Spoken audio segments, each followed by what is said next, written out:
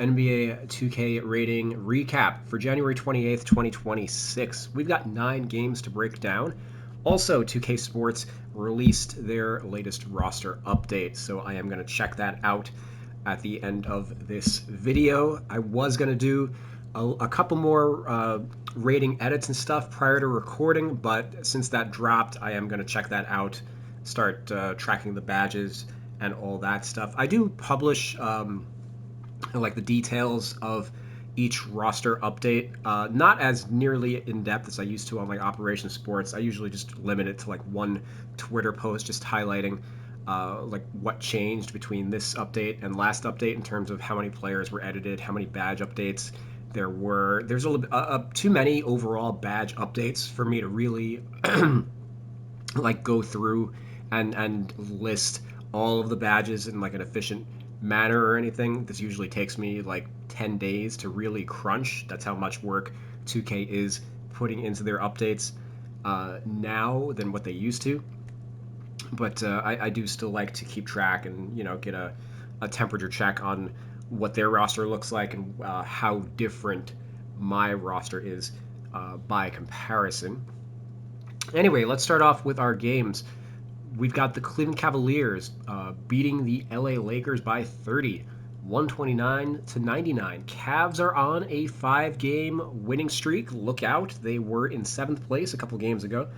Right now, they are up to 5th, and they're only a game out of 2nd place, I believe. I think there's a bunch of teams tied in that middle 3 to 5 range. So they could end up back in the 2nd seed by the end of the year at the current rate they're going.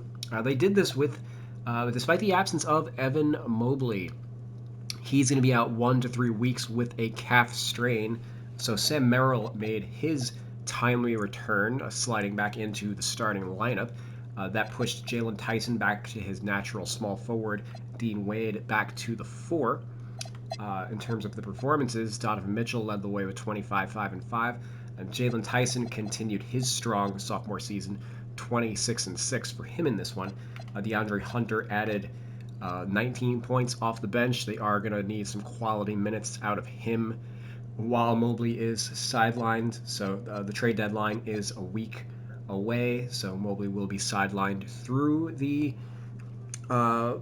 trade deadline, and then the All-Star break is 2 weeks away. So the 1 to 3 weeks is kind of a weird range. The 3 weeks is because they're going to be taking off for All-Star week. So if he doesn't come back in the 1 week, he's just going to be out until the end of All-Star break, basically. Lakers, they dropped to 28-18. A little bit of unfortunate news for them. Luka Doncic hurt his ankle unexpectedly when he stepped off the Cavs' elevated court, not realizing that there was a drop-off on the court behind him after he took a shot. Very similar to Drew Smith 2 years ago when he actually tore his Achilles tendon in a similar manner. Hopefully the NBA bans this type of court because it would be a disaster if a player of Luka's stature had to miss significant time with an injury. The Cavs are the only team in the league that has this type of like seating structure. I just don't think it's worth it, and it's stupid. I don't believe that the injury played a part in the 30-point loss for the Lakers, as they were already kind of getting blown out. Luka played 30 minutes in this one. He did have 29 points, so he was having a good game, but the rest of the team, for the most part, wasn't. Even LeBron struggled. All the next best players on the team had 11 points. LeBron was one of those. Gabe Vincent was one, and I forget who the other one was, but LeBron, he struggled pretty mightily in this game. 11 points, 3 for 10 from the field, and then 5 assists versus 6 turnovers.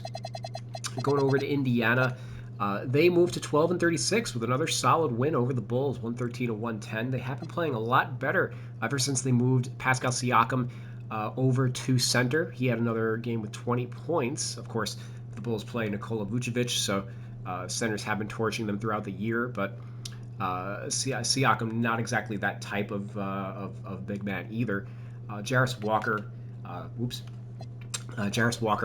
16 points for him, but 6 of 8 on 6 of 8 from the field, but no rebounds in 22 minutes. I'm not sure. He's a little bit in between positions as like a 3-4 hybrid. He was a minus 14 in this game, so it's not necessarily a given that he is going to stick in the starting lineup. They could just go back to a traditional center.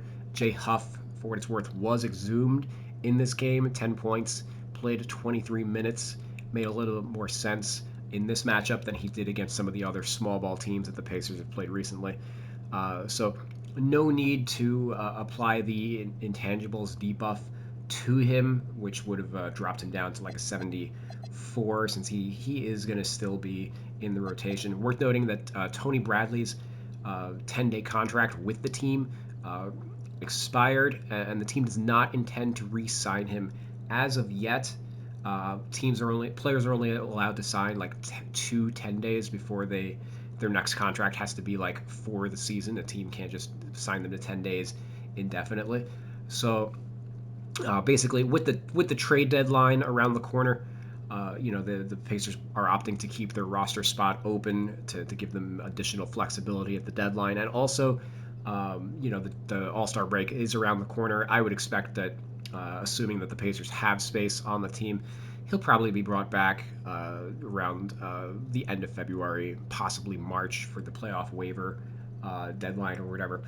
But also, they don't really need him right now because now that they have Siakam playing at the 5, they're pretty set up front. Jay Huff was already only playing like 2 minutes a game over the last couple. In this one, Isaiah Jackson only played 2 minutes. So somebody is always on the outside looking in. That's not even really factoring in Bradley. So we'll see if he latches on somewhere else or if he returns in Indy. Going over to the Bulls, they dropped to 23 and 24. Josh Giddey made his return to the starting lineup, had 10 points, 7 assists. Jalen Smith going back. I'm sorry, Jabari Smith. No, Jalen Smith. Jabari Smith is the Rocket. That's right. Jalen Smith. He returned to the bench, doubled, 13 points, 11 rebounds, 27 minutes. So he's still a big part of what they are doing. Zach Collins still sidelined, of course, with his injury. Vooch had 25, maybe entering his last week as a Chicago Bull. That could be the mechanism that gets Smith back into the starting unit. Buzelis sliding back over to 4. He had 20 points and 8 rebounds. In general, might be the last week that some of these guys are on the roster, not just Vooch. Kobe White's on an expiring contract, as is Ayo Dosunmu. Both of these guys are fair, like maybe 50-50 bets to get traded.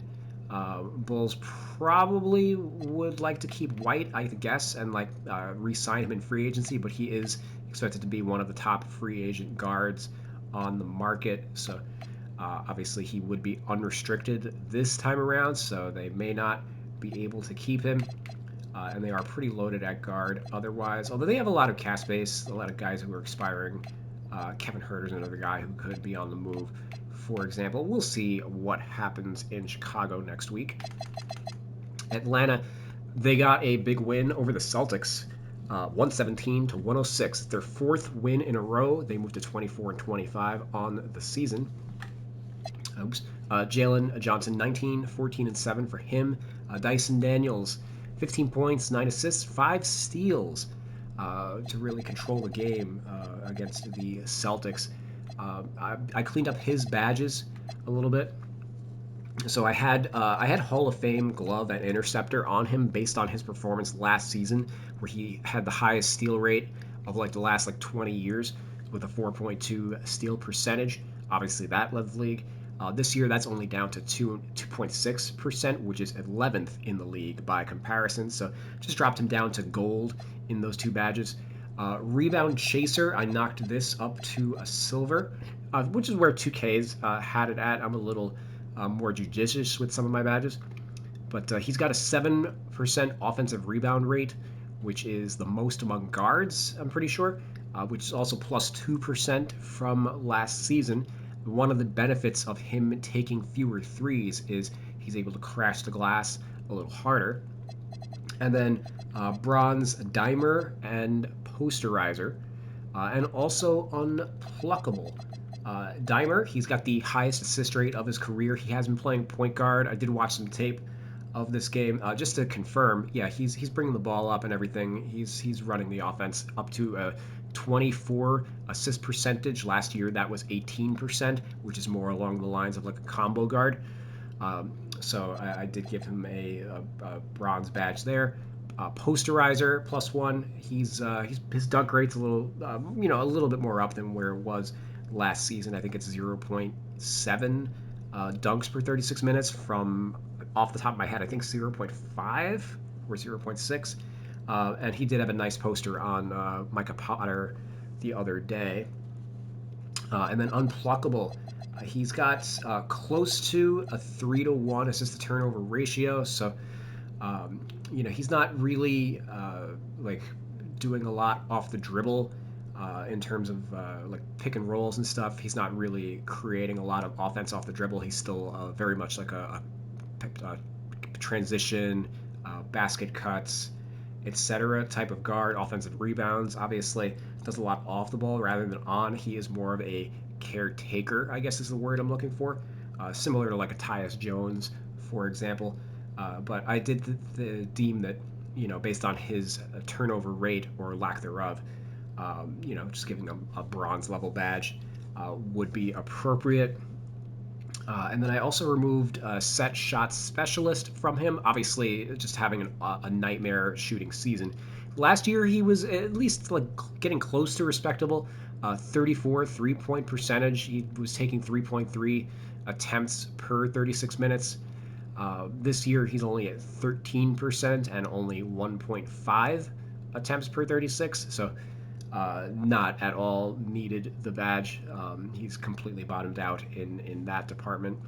Just rounding out the rest of the performances for the Hawks, 21 for Nickeil Alexander-Walker, and then 13 for Corey Kispert. That's his high with the team so far.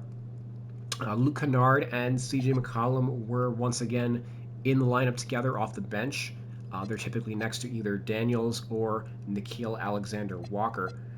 So I did leave CJ as point guard, even though when Daniels is on the court, he's definitely the 2 and Daniels is the 1. But when Alexander Walker is on the court, I think it's more fair to consider CJ the 1. So I left him at point guard for the moment. I think this is a reasonable take. I think it's rather than having both of these guys at the 2 and then having Alexander Walker and Daniels at the 1. But I did change Kennard's secondary position to small forward just to ensure that he would play next to CJ. Those two have essentially pushed Vit Krejci out of the rotation. Only 6 minutes for him in this game once again. So I did drop his overall rating by a point down to 77. I imagine that once Zachary Risache returns from his injury, whenever that is, that'll just completely push Krejci out of the rotation. Although we'll see. Again, the deadline's around the corner. Luke Kennard could very easily be playing for another team in a week. And also because the deadline's around the corner, that might be why they are showcasing him right now. Let's go on over to the Celtics. They dropped to 29 and 18. 7 players in double figures for them. They were led by Jaylen Brown, 21 points, but only 9 of 20 from the field. He was over 5 from 3. His efficiency has come down some. His mid-range field goal percentage right now is at 48%. This was something like 58% a month ago, which we had speculated was not sustainable and clearly wasn't. So even at 48% on his volume and everything, I still have him at a 99. But I just wanted to, reflect that a month ago on paper he was like a 110 mid-range rating. We were just capped at a 99.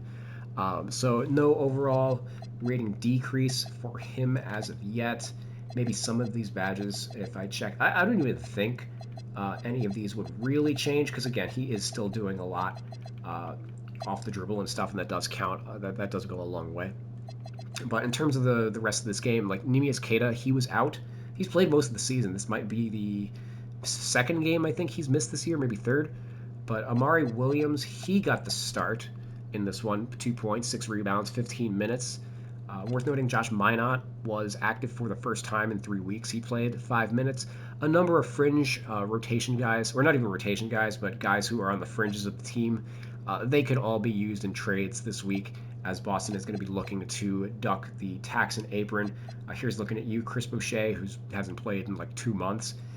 Xavier Tillman also hasn't really figured in, given that they're starting Amari Williams. They probably would prefer to move off one or both of these guys and just promote Amari Williams to a standard contract at some point. That would be my guess.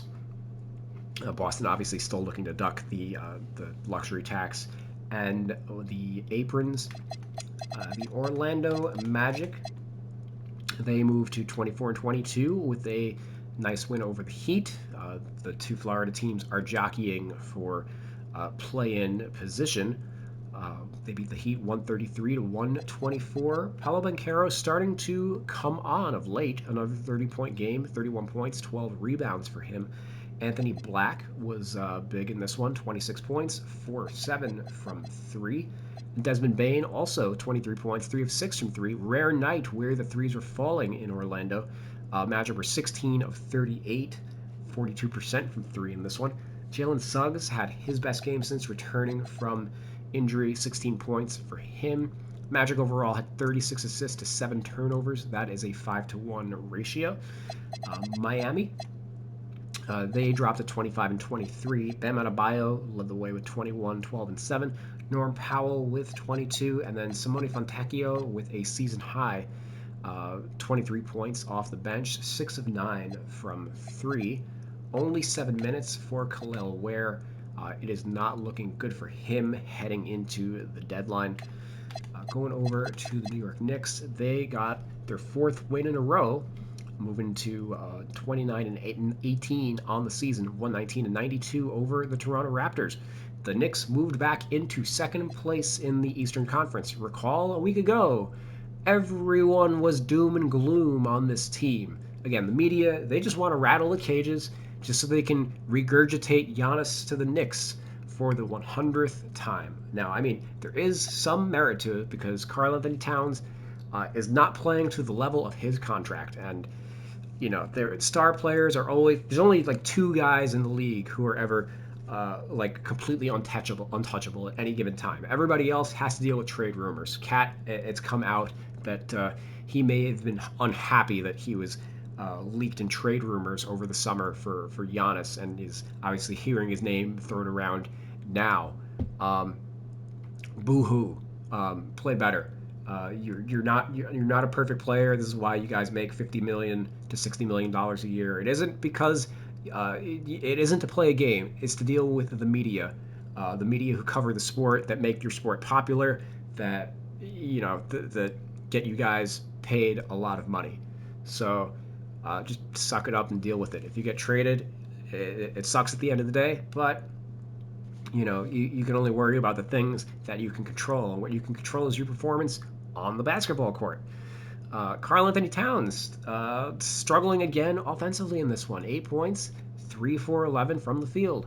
Had 22 rebounds, but 7 of them were offensive, so I assume a lot of those were of the Drummond putback, getting his own miss variety. 35 minutes for him. Mitchell Robinson was out in this one, most likely a back-to-back. I didn't check today's schedule. But Mikal Bridges, I think this was his season high. Maybe he had another 30-point game, but definitely his most efficient game of the year. 30 points, 12 of 15 from the field, 4 of 6 from 3. He's another guy who's come up with trade rumors a little bit. Knicks fans are a little unhappy that they traded 5 picks for him. I am not. I don't care to regurgitate my own stance on that, but OG, 26 points as well. Josh Hart with 22. Jalen Brunson actually was quiet for once. The rest of the team took care of business. He had 13 points. Going over to Toronto, they got some help also from some former Knicks. 29-20, they dropped to. Colin Murray Boyles made his return. 4 points, 4 blocks, 28 minutes. Held Cat to only 8 points. That might have also played he probably played a significant impact on limiting Cat in this one. Ingram, 27 for him. Barnes, 17, 10 and 5. And then RJ Barrett and Emmanuel Quickly, still members of the Knicks. It was like a 7-on-3 in this one. RJ, 14 points, 3 of 13 from the field. Quickly, 7 points, 3 of 9 from the field. Charlotte, they have been on a tear of late. They got their 20th win of the year. They're 20 and 28, 112 to 97. Moussa Diabate with a monster game. They've really taken off since he entered the starting lineup. 18 points, 19 rebounds, 8 of 9 from the field, 2 steals, 2 blocks for him. Whoa. Brandon Miller, 26 points for him. He's also been playing a lot better over the last month or so. Miles Bridges, 20 points. LaMelo, 16. Con Knipple, the low man for once, 10 points, but he did have a team high 6 assists. Memphis, they dropped to 18 and 27, lost their 4th in a row. Jaren Jackson Jr. led the way with 26. A little bit of news is Ty Jerome and Scottie Pippen Jr. both assigned to the G League as they work their way back from injuries. Hopefully they'll probably be able to come back after the deadline or All-Star break. We'll see if Ja Morant is still a member of this team a week from today. Minnesota, they moved to 29-19 with a 118-105 win over the Mavericks. Julius Randle with 31, Ant with 20, Naz Reid with 23. This team is so consistent that I just haven't even really gotten around to like doing much with them rating-wise because I just haven't really felt the need to. I will eventually get to them. I am going through league alphabetically. If it wasn't for the roster update coming out today, I would have knocked out a few more Pacers ratings, so that'll probably be delayed for at least a day or two. I have a lot of the Pelicans in, Pistons in, Raptors, Rockets, Spurs. I need to get some work in on the Suns, and then the Wolves. So, and then some guys on the Blazers. The Blazers are like halfway done. So, yeah, there's like 3, and then Warriors, they're also like half done. I need to do like their whole bench. Well, let's actually just call the Warriors like fully not done. So there's like 4 teams and like 2 half teams that I have to get ratings in on. So Minnesota is one of those, but they're hanging in there.